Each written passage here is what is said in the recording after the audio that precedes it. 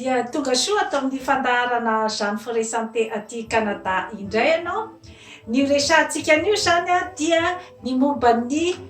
lohateny hoe nahoana ny tovovavy zany no voasarika bebe kokoa zany amin'ireo tovolahy izay ataontsika hoe zany hoe macho na ny hoe ny mpilalao fity na ny misy fomba fiteny azy koa aty Amerika Avaratra ny hoe bad boy na koa ireo lehilahy zany izay mpilalao vehivavy zany. Nahoana no voasarika bebe kokoa zany ny vehivavy sy ny tovovavy amin'ireo karazana lehilahy ireo. Inona ny antony? Voalohany indrindra moa zany aloha dia ny toetoetran'ireo ataontsika hoe tovolahy mpilalao fity zany dia manana fahasahiana kokoa zany izy ireo ary ataontsika ihany koa zany hoe manana ny karazana expérience zany amin'ny fomba fiarahana amin'ny vehivavy. Ka izay karazana expérience na ny hoe fahasahiana misy ao amin'ilay tovolahy zany no ahafahany zany ny hoe miditra bebe kokoa zany amin'ny fanodikodinana zany ny sain'ilay vehivavy mba hahatonga an'ilay vehivavy ho tena ataontsika hoe zany hoe tena raiki-pity tanteraka mihitsy zany amin'ny karazana lehilahy toy ireny ary dia sarotra de sarotra mihitsy zany ny ialan'ny tovovavy ao anatin'ny ataontsika hoe zany hoe ny fitiavana izay miredareda zany amin'ireny tovolahy ohatran'ireny zany. Dia inona koa zany ny hoe toetra izay ananan'ny tovolahy mpilalao fity zany mahatonga ny tovovavy ho raiki-pity aminy. Dia eo ihany koa zany ilay ataontsika hoe zany hoe karazana fahamatorana izay ananany, ny fahamatorana sy ny fahasahiana. Ireo zavatra rehetrarehetra ireo zany dia mahasarika daholo ny tovovavy zany satria ny personnalité-n'ireo karazana tovolahy ireo zany dia mipetrapetraka tsara mihitsy. Izany hoe ainy zany ny mababo ny fon'ny tovovavy ary ainy ihany koa zany ny ataontsika hoe zany hoe milalao ny fitiavan'ilay tovovavy ka mahatonga an'ilay tovovavy zany izay tena hoe tsy mahita intsony zany ny atsimo sy ny avaratra rehefa tafaraka amin'izy ireo satria ainy ihany koa ny mandangolango satria iny karazana hoe fahaizana miteny, fahaizana madokadoka an'ilay vehivavy, ny fahaizana mitory fity, ny fahaizana ny ataontsika hoe zany hoe mametraka an'ilay vehivavy amin'ny hoe plasiny hoe atsapan'ny tenany zany fa tena hoe tovovavy mendrika izy ary tovovavy tsara. Zany zavatra rehetrarehetra zany dia efa ain'ireny tovolahy mpilalao fity ireny zany ny mahatonga an'ilay tovovavy zany ho rendrika de rendrika amin'ny fifankatiavana izany ary dia sarotra de sarotra mihitsy zany ny atafala ny tovovavy rehefa rendrika ao anatin'ny raton'ireny karazana tovolahy ohatran'ireny. Ka zany zavatra rehetrarehetra izany dia efa nazavaiko teto daholo ny amin'ny hoe ahoana no ahatonga an'ilay tovolahy voasarika any amin'ny tovovavy ary ahoana ny mahatonga ny tovovavy voasarika any amin'ny tovolahy. Eo amin'ny tovolahy zany dia ny amin'ny resaka zany endrika ty ivelany ny bika aman'endrika zay zany no tena misarika voalohany zany aloha ny tovovavy. Dia ny amin'ny ny an'ny tovolahy dia ny amin'ny tovolahy indray zany dia ny hoe raha ohatra izy zany te hisarika an'ilay tovovavy dia ny fahaizany miresaka, ny fahaizany manampitamby a, ny fahaizany a izay a ohatrany hoe manome fitokisantena ho an'ilay vehivavy. Kanefa ny fandrika zany amin'ny zavatra ohatran'ireny a dia izay efa voalazako teo izay, ny hoe misy zany a ny tovolahy izay hoe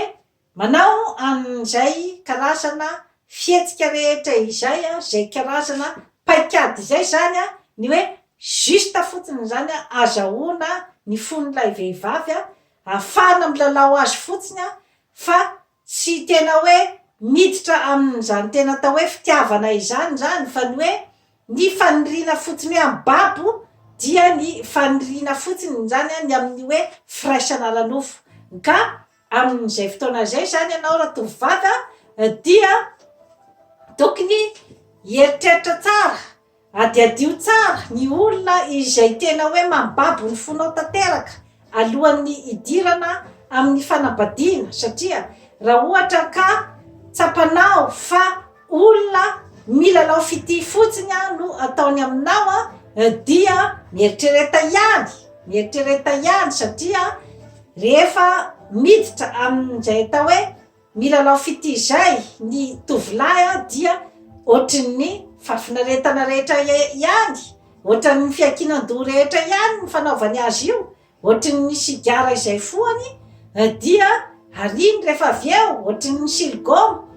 dia atsipy rehefa matsatso. Ka mieritrereta isika tovovavy ny amin'izay lafin'izay sao dia manjary ohatrin'ny silgoma raha ohatra ka tsy madinika tsara zany ny lehilahy izay ifaneraserahantsika. Ka matetika ihany koa zany ny tovovavy izay tafiditra ao anatin'ny araton'ny mpilalao fity zany dia ireo tovovavy izay tsy de mahatoky tena loatra. Efa nazavaiko teto zany tamin'ny hoe sahirana ara-pitiavana ve ianao, efa nazavaiko teto hoe inona ny atao hoe dépendance affective, zany hoe ireo karazan'olona zany izay tsy mahatoky ny tenany dia rehefa mahita olona izay mifankaty aminy zany ka mametraka azy ny amin'izay hoe karazana ohatrin'ny hoe fanomezana azy ny fitokisantena izay dia mety ivadika fanararaotana izay zavatra zay raha ohatra ka ilay tovolahy mahatsapa fa tsy dia manana fitokisantena ianao, dia mety iny no atonga azy zany ny hoe andeha amin'izay hoe milalao ny fitiavanao, milalao ny fihetseponao rehetrarehetra ka dia zany zavatra rehetrarehetra izany kanefa dia tsy hitondranao amin'ny tsaratsara kokoa zany zavatra rehetrarehetra izany, satria raha ohatra ka hoe fity tsy mifamaly na hoe fity izay misy fanararaotana be loatra zany dia tsy hitondranao any amin'ny mahasoanao zany, fa angambany any amin'ny mahafinaritra angambany no mety hisy bebe kokoa, satria ny hoe raha ohatra ka olona mahay miresaka, olona mahay mandangolango, olona mahay madokandoka kanefa dia hoe tsy tena fitiavana zany no hitondrany azy dia tsy mitondra voka-tsoa zany zavatra izany, fa nefa kosa zany hoe eo amin'ny resaka angamba hoe fanaiterana amin'ny firaisana ranofo angamba dia marina zay zavatra zay, ny hoe mety misy angamba ny excitation bebe kokoa ho an'ny olona, ho an'ny lehilahy zany izay efa manana ny expérience amin'ny fiarahana amin'ny vehivavy sy ny hoe ahoana ny fomba entina manaitaitra an'ilay vehivavy zany mba hirosona any amin'ny firaisana ranofo. Ka dia mametraka fotsiny ny tenako ny amin'ny vehivavy fidio tsara ny olona izay iarahanao mandeha mamakivaky ny fiainana, satria matetika koa ny tanana efa zatra mitsotra dia sarosarotra ny amikina anazy ka dia rehefa hitanao fa milalao ny fitiavanao ny olona iray dia tsaratsara manana herim-po miala. Izay zany no zava-dehibe fa satria ny tena fitiavana dia mba mitsinjo ihany koa zany ny ataontsika hoe zany hoe ny asambaran'ny olona izay miaraka aminy. Ka matetika ny tovovavy zany dia ireny efa pampirafy be reny no ifanenjehana eraky ny tanàna, ireny tovolahy mpilalao fitiny, tovolahy izay mpanao fiainam be revy, zany matetika no ifandromban'ny vehivavy ao an-tanàna satria ao angambany mety misy kokoa angambany ataontsika hoe fafinaretana amin'ny fifampisintomana angambany, kanefa dia jereo akaiky ihany ny olona izay afaka amakivaky aminao ny fiainana satria